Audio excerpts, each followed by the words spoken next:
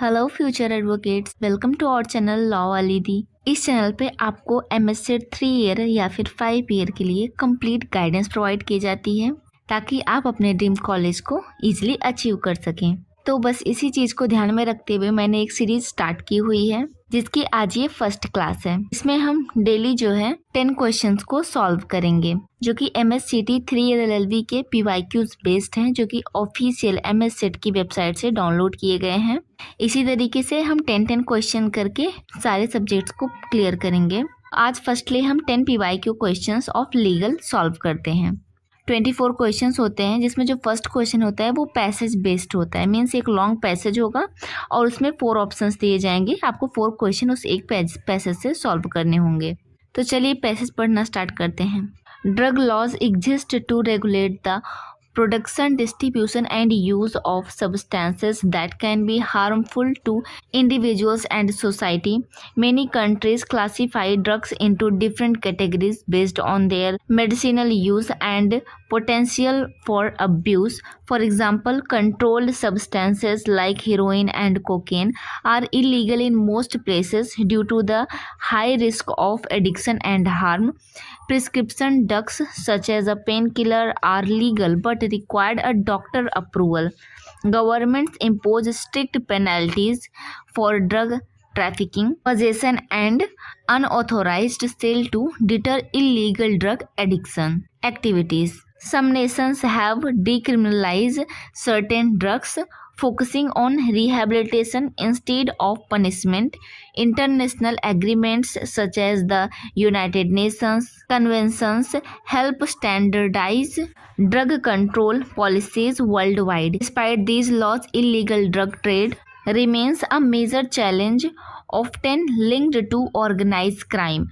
Law enforcement agencies work to prevent drug-related crimes through arrest and border controls. Public awareness campaigns aim to educate people about the risk of drug abuse. Many legal systems also provide rehabilitation programs for drug offenders. The balance between punishment and treatment remains a key issue in drug policy discussion. तो जैसा कि हम यहाँ पे देख रहे हैं कि यहाँ पे ड्रग के बारे में बताया गया है कि किस प्रकार से ड्रग यहाँ पे कौन कौन से लीगल होते हैं, कौन से इलीगल होते हैं और उसके लिए कौन कौन सी पनिशमेंट्स है और ड्रग लॉस को कैसे रन किया जा रहा है।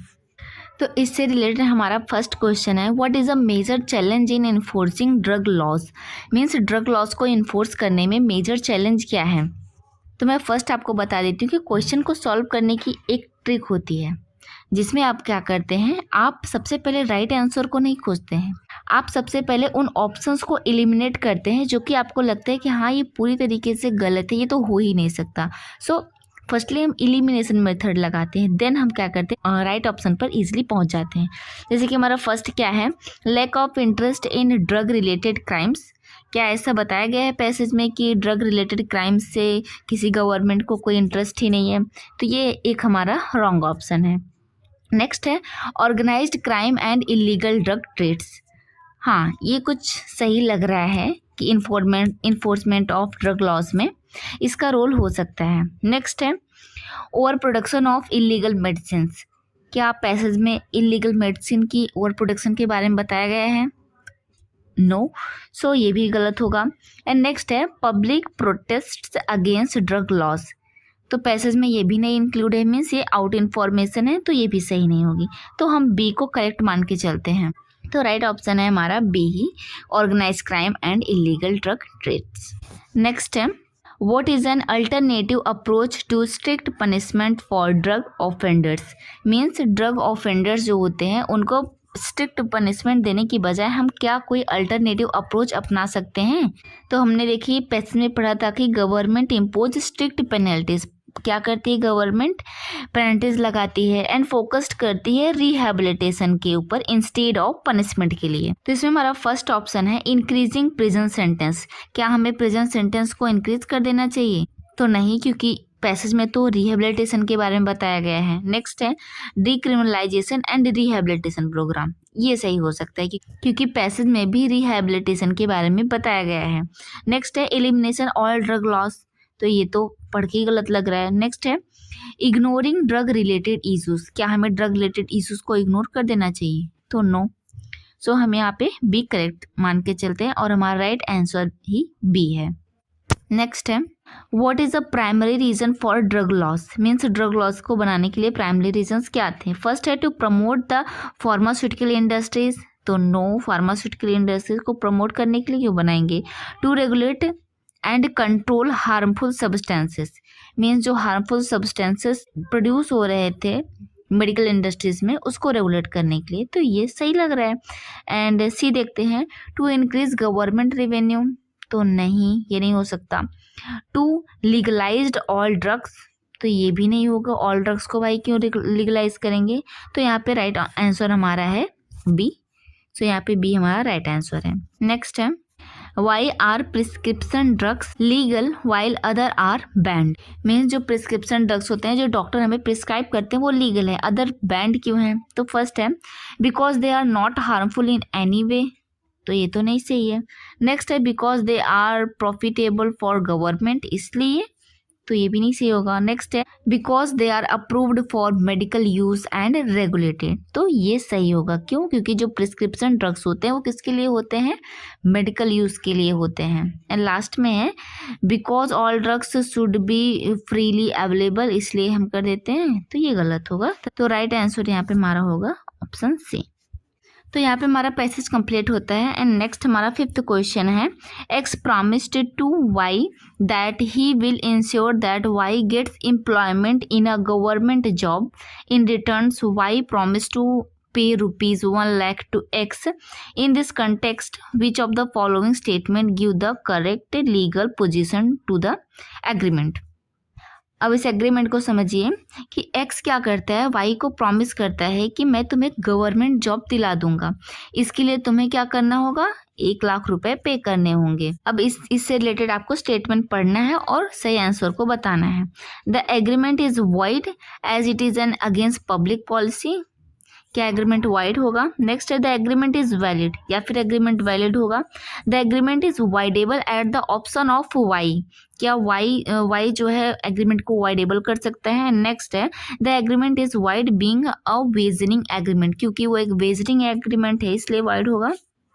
तो देखिए गवर्नमेंट जॉब्स का बहाना दे के पैसे लेके जॉब देना, तो ये तो पहले वाइड है, मतलब इनिशियली ये कॉन्ट्रैक्ट वाइड है, तो हमें पहले वाइड ढूंढना है। तो वाइड 2 जगह है, वाइड वॉइड।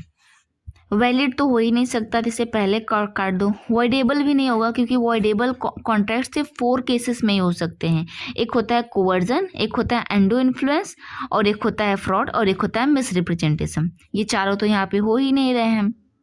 सो इन दोनों में से पढ़िए, जैसे कि void as it is against public policy, ये वाइड होगा क्योंकि पब्लिक पॉलिसी के अगेंस्ट है, तो ये राइट ऑप्शन होगा।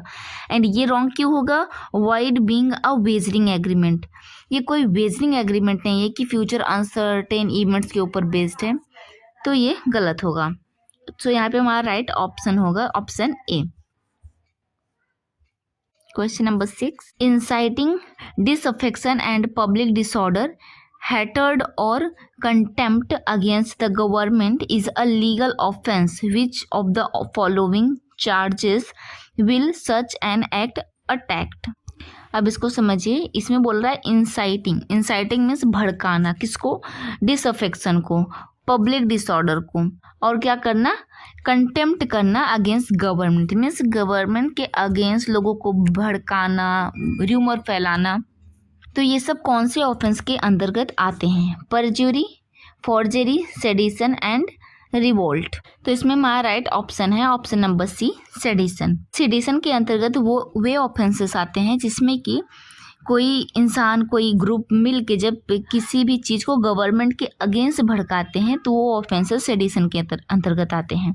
तो जो पहले हमारा आईपीसी था उसमें सेडिशन 124A में आता था, बट राइट नाउ सेडिशन को अब रिप्लेस कर दिया गया है भारतीय न्याय संहिता के 152 आर्टिकल में। एंड इसे भी समझ लीजिए कि परज्यूरी मीन्स होता है झूठ बोलना, फर्जरी मीन्स जाली documents banana, and revolt means बगावत करना। इसी तरीके से नेक्स्ट क्वेश्चन है हमारा क्वेश्चन नंबर 7। इसमें प्रिंसिपल फैक्ट बेस्ड क्वेश्चन है। तो पहले प्रिंसिपल को पढ़ते हैं। इंटरफेरेंस विथ समवन पोजेशन और enjoyment of movable property constitute the tort of trespass of goods. Means किसी के भी इंजॉयमेंट ऑफ मूवेबल प्रॉपर्टी में अगर आप इंटरफेयर करते हैं तो वो ट्रेसपास कंसीडर किया जाएगा। इसका फैक्ट है, x was sitting in his lawn with some stolen toy. Suddenly his neighbor Y entered and tried to snatch away those toys from him, saying that they belongs to her. As it turns out, she was right. Still X sue Y for trespass to goods. Will he succeed? देखिए यहाँ पे क्या fact है कि X जो है वो अपने लॉन में बैठ के किसी स्टोलन टॉय को खेल रहा था। मीन्स कोई चुराया हुआ खिलौना लेके खेल रहा था। वहाँ पे वाई आता है और वाई देखता है कि ये तो उसका खिलौना है जो कि वो अपनी प्रॉपर्टी में लेके बैठ के खेल रहा है। वाई क्या करता है, एक्स से अपना खिलौना छीन लेता है और बाद में ये पता भी चलता है कि वो एक्चुअली में जो टॉय था वो वाई का ही था। बट जो एक्स होता है वो वाई को स्यू कर देता है ट्रेसपास के लिए, क्योंकि जो टॉय था वो उस समय एक्स के पोजीशन में था, उसके पास था। और हमारा प्रिंसिपल भी इस समय यही कर रहा है कि जो पोजीशन होगा किसी भी इंसान के, someone's position enjoyment of movable property, किसी भी इंसान के पोजीशन में कोई भी मूवेबल प्रॉपर्टी होगी, अगर आप उसका ट्रेसपास कर रहे हैं ट्रेसपास ऑफ गुड्स के अंदर आएगा। तो यहाँ पे क्या एक्स सक्सीड कर पाएगा? Yes, because she should not snatch things just like that it is bad manner, क्योंकि वो उसने बैड मैनर किया इसीलिए एक्स सक्सीड कर जाएगा। नो। बी है, yes because the toy were in X possession and trespass is a tort against possession. Principle भी यही कर रहा है। देखो मोरालिटी कौन सी चीज़ें सही है कौन सी गलत, ये हमें ध्यान नहीं देना है। हमारा जो प्रिंसिपल हमसे कह रहा है हमें वही मानना है। अगर प्रिंसिपल बोल देता है right to private defence is not a defence, तो हमें मान लेना है हाँ right to private defence is not a defence. Means हमें प्रिंसिपल के अकॉर्डिंग आंसर ढूंढना है, ना कि अपने मोरालिटी के अकॉर्डिंग। एंड नेक्स्ट है हमारा no, because she was the rightful owner of the toy, क्योंकि वो राइटफुल ओनर था तो वो छीन सकता है। एंड लास्ट है no, because the toy do not belong to X and no matter who they belongs to X can not sue. तो इसमें हमारा राइट आंसर होगा ऑप्शन नंबर बी, क्योंकि टॉय जो था वो एक्स की पोजीशन में था और यहाँ पे ट्रेसपास टू गुड लगेगा। नेक्स्ट है क्वेश्चन नंबर 8। इसमें 2 लीगल प्रिंसिपल्स दिए गए हैं। फर्स्ट है, every person has a right to defend his own body and the body of any other person against any offence affecting the human body. Nothing is an offence which is done in the exercise of the right of private defence. And next है, the right to private defence of the body extend to the voluntarily causing of death or of any other harm to the assailant। तो यहाँ पे right to private defence का principal बताया गया है कि आप राइट टू प्राइवेट डिफेंस में खुद की बॉडी का भी प्राइवेट डिफेंस कर सकते हैं एंड किसी अदर पर्सन का भी प्राइवेट डिफेंस कर सकते हैं, यहाँ तक कि आप डेथ को भी कॉज कर सकते हैं राइट टू प्राइवेट डिफेंस के अंतर्गत। यहाँ पे हमारा फैक्ट है, A and B are brother and sister. A is of unsound mind. On a certain cases, A attempt to kill B under the influence of madness. Seeing that her life is in danger, B hit on her brother's head with a metal object. A dies on the spot. During trial, what is the strongest defense that B can claim to prove that she is not guilty of murder? Means यहाँ पे क्या हो रहा है कि A and B brother sister हैं। A जो है वो अनसाउंड माइंड का है और अपने मैडनेस की वजह से वो बी के ऊपर अटैक कर देता है और अटैक करने के बाद बी को ऐसा लगता है कि उसकी लाइफ जो है वो डेंजर में है और प्राइवेट डिफेंस में आके वो मेटल का यूज़ करके उसके हेड पे हिट करती है, जिसकी वजह से ऑन द स्पॉट उसके भाई की वहाँ पे डेथ हो जाती है। So think as a lawyer कि आपको इसको किस प्रकार से डिफेंड करना होगा, मीन्स इसके लिए कौन सा लॉ यहाँ पे बेस्ट डिफाइन करेगा। तो फर्स्ट है, B can claim right of private defence to defend her self. And next है, B can claim that her brother A was of unsound mind and that he hit her without any reason. And C है B can claim right of private defence to defend herself to the extent of causing any harm other than death, means कि वो death के अलावा कुछ भी कर सकती है। डी है B can claim right of private defence to defend herself even to the extension of causing death. तो इसमें जो हमारा राइट आंसर है वो है डी। डी क्यों? देखिए यहाँ पे क्या बोल रहा है, B can claim right of private defence to defend herself even to the extension of causing death. Principle में भी यही बताया गया है कि आपकी लाइफ को अगर कोई थ्रेट हो रहा है तो आप राइट टू प्राइवेट डिफेंस का यूज़ करके डेथ को कॉज कर सकते हैं। यहाँ पे ए भी सही है, बट यहाँ पे जो डी है वो सबसे ज़्यादा सही और बेस्ट एक्सप्लेनेशन दे रहा है, एंड ये दोनों इम्परफेक्ट हैं। सो नेक्स्ट क्वेश्चन है हमारा, अ city government passes a law imposing heavy fines on industries that discharge untreated waste into rivers. Following this, several factories in the region shut down their operations, citing financial difficulties. Means कि बहुत सारी industry जो city के अंदर थी वो untreated waste को बाहर निकाल रही थी, जिसकी वजह से गवर्नमेंट ने हेवी फाइन्स को इम्पोज कर दिया। और इसकी वजह से आगे चल के क्या होता है कि बहुत सारी फैक्ट्रीज शट डाउन हो गई। अब यहाँ पे आपसे पूछा जा रहा है, what is the most appropriate cause and effect relationship in the situation. Means कि जैसे कि अगर ये कॉज है तो यहाँ पे उसका बेस्ट इफेक्ट क्या होना चाहिए। फर्स्ट है, the new law directly causes the factories to shut down, and B है the financial burden of compliance with the law led to factories closures, and C है the factories shut down due to unrelated economic factors not the new law, and D है the government intended to close down industries by passing this law. तो यहाँ पे हमारा right option है option B, the financial burden of companies with the law led to the factories closure. Just because की fines बढ़ा दिए गए तो उनके लिए इकोनॉमिकली अपने फैक्ट्रीज को मैनेज कर पाना पॉसिबल नहीं हो रहा होगा। सो यहाँ पे ऑप्शन बी सबसे परफेक्ट है। एंड नेक्स्ट क्वेश्चन है हमारा, लास्ट है question number 10, Q a taxi driver was employed by Z while filling petrol on petrol pump, he stuck a match to light a cigarette and carelessly threw the matchstick on the floor. This resulted in fire which damaged the petrol tank. Under which type of liability can the master jet be held liable? Means कि एक petrol pump पे क्या होता है कि एक इंसान cigar को जलाता है और फेंक देता है, जिसकी वजह से वहाँ पे आग लग जाती है। तो चूंकि वो किसी के एम्प्लॉयमेंट के अंदर काम कर रहा था, तो किस प्रिंसिपल के अंतर्गत, किस लॉस के अंतर्गत उसका जो मास्टर होगा वो लायबल होगा। Liability under tort, liability under strict liability, vicarious liability या एब्सोल्यूट लाइबिलिटी। तो हम जानते हैं जो मास्टर सर्वेंट रिलेशन होता है उसमें हमेशा वैकरियस लाइबिलिटी लगती है। तो यहाँ पे ऑप्शन नंबर सी क्या होगा, राइट होगा। ओके एस्पिरेंट्स, तो यहाँ पे हमारे सभी क्वेश्चंस कंप्लीट होते हैं। रेगुलर बेसिस पे आपको 10 PYQ क्वेश्चंस प्रोवाइड किए जाएंगे, and I am damn sure अगर आप इन सभी क्वेश्चंस को करके जाते हैं तो आप सबको अच्छे मार्क्स स्कोर करने से कोई भी नहीं रोक सकता। ओके एस्पिरेंट्स, तब तक के लिए अपना ख्याल रखिए, पढ़ाई करते रहिए। राधे राधे।